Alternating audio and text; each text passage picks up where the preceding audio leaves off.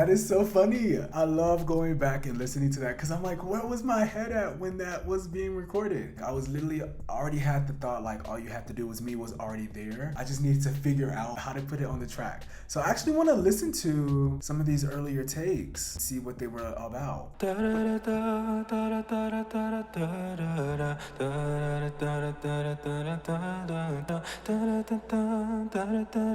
So at first I wanted it to just go all the way through the hook like that, but let's see what this one sounds like. Now that I'm gone, there's a sudden change of energy. When baby, all you had to do was now that I'm not me.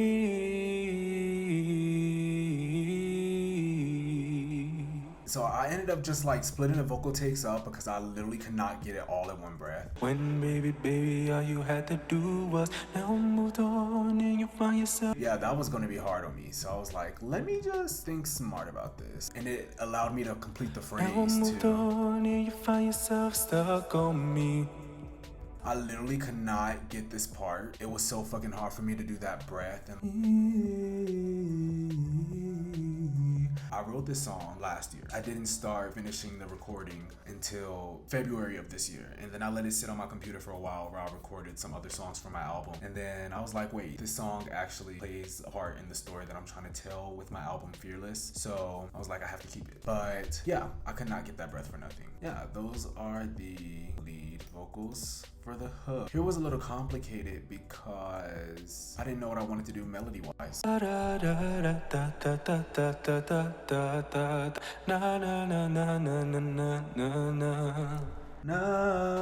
that was gonna be too wide of a gap between the root note and what I was trying to aim for in emotion. I know you're hustling and struggling to make it right. No, you can't save this, you ain't a knight.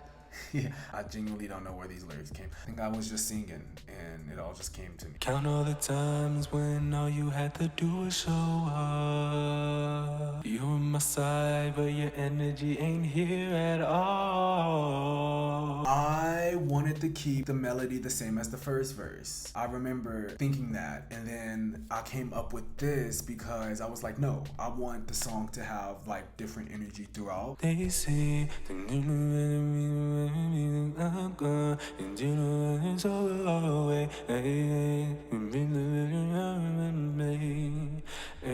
I was going somewhere, and I think this is when I thought of the lyrics. They say that you don't really appreciate your things. That's been greener since you're not in my space. Yeah, I remember that too. I was so confused on what I wanted the lyrics to be right here, and then I ended up realizing the song is about all you had to do was me. I need to be talking about all the misfortunate things you got going on. And so I was like, let's flip the switch. No, let's flip the script. That's what the saying is. Let's flip the script. So I ended up coming up with one of these takes. I'll just play one of them because I don't even know.